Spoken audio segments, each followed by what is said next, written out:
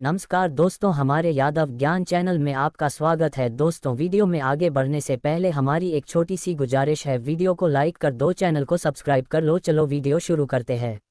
जाने मौत के बाद क्या होता है आत्मा के साथ, जानकर कांप उठेंगे आप। गरुड़ पुराण प्रमुख हिंदू धर्म ग्रंथों में से एक है। किसी की मृत्यु के बाद घर परिवार के लोग ब्राह्मण द्वारा ये ग्रंथ सुनते हैं।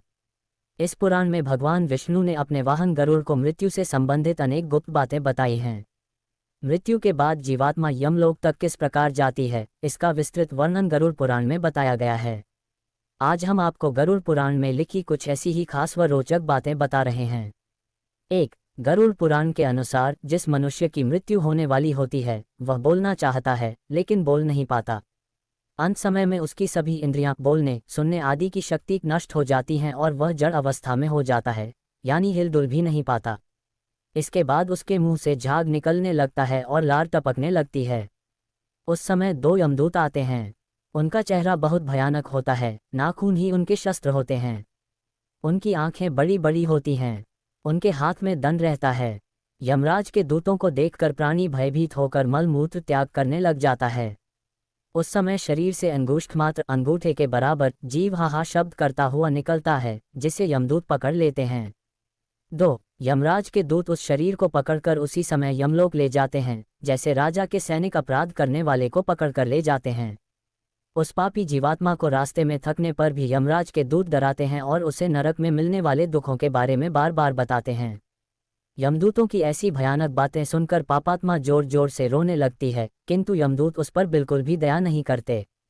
3. इसके बाद वह अंगूठे के बराबर शरीर यमदूतों से डरता और कांपता हुआ कुत्तों के काटने से दुखी हो अपने पापों को याद करते हुए चलता है। आग की तरह गर्म हवा तथा गर्म बालू पर वह जीव चल नहीं पाता है और वह भूख प्यास से तड़पता है। तब यमदूत उसकी पीठ पर चाबुक मारते हुए उसे आगे ले जाते हैं। वह जीव जगह जगह गिरता है और बेहोश हो जाता है, फिर उठकर चलने लगता है। इस प्रकार यमदूत जीवात्मा को अंधकार वाले रास्ते से यमलोक ले जाते हैं। 4. गरुड़ पुराण के अनुसार यमलोक 99,000 योजन वैदिक काल की लंबाई मापने की इकाई है।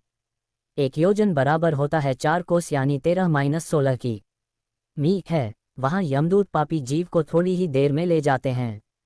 इसके बाद यमदूत उसे सजा देते हैं। इसके बाद वह जीवात्मा यमराज की आज्ञा से यमदूतों के साथ फिर से अपने घर आती है। 5. घर आकर वह जीवात्मा अपने शरीर में पुनः प्रवेश करने की इच्छा करती है, परंतु यमदूत के बंधन से वह मुक्त नहीं हो पाती और भूख प्यास के कारण रोती है। पुत्र आदि जो पिंड और अंत समय में दान करते हैं उससे भी प्राणी को तृप्ति नहीं होती, क्योंकि पापी लोग को दान श्रद्धांजलि द्वारा तृप्ति नहीं मिलती। इस प्रकार भूख प्यास से युक्त होकर वह जीव यमलोक जाता है। 6. इसके बाद पापात्मा के पुत्र आदि परिजन यदि पिंडदान नहीं देते हैं तो वह प्रेत रूप हो जाती है और लंबे समय तक सुनसान जंगल में रहती है। गरुड़ पुराण के अनुसार मनुष्य की मृत्यु के बाद 10 दिन तक पिंडदान अवश्य करना चाहिए। उस पिंडदान के प्रतिदिन 4 भाग हो जाते हैं।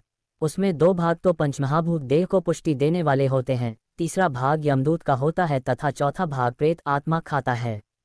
9वें दिन पिंडदान करने से प्रेत आत्मा का शरीर बनता है। 10वें दिन पिंडदान देने से उस शरीर को चलने की शक्ति प्राप्त होती है। 7. शव को जलाने के बाद पिंड से अंगूठे के बराबर का शरीर उत्पन्न होता है। वही यमलोक के मार्ग में शुभ अशुभ फल को भोगता है।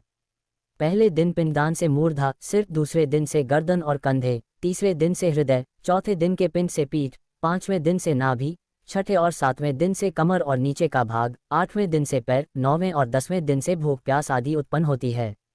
ऐसे पिंड शरीर को धारण कर भूख प्यास से व्याकुल प्रेत 11वें और 12वें दिन का भोजन करता है। यमदूतों द्वारा 13वें दिन प्रेत आत्मा को बंदर की तरह पकड़ लिया जाता है। इसके बाद वह प्रेत भूख प्यास से तड़पता हुआ यमलोक अकेला ही जाता है। यमलोक तक पहुंचने का रास्ता वैतरणी नदी को छोड़कर 86,000 योजन है। 47 दिन लगातार चलकर आत्मा यमलोक पहुंचती है। इस प्रकार मार्ग में 16 पुरियों को पार कर पापी जीव यमराज के घर जाता है। आपके घर में रखी ये 10 आम सी चीजें कभी भी आपकी जान ले सकती हैं।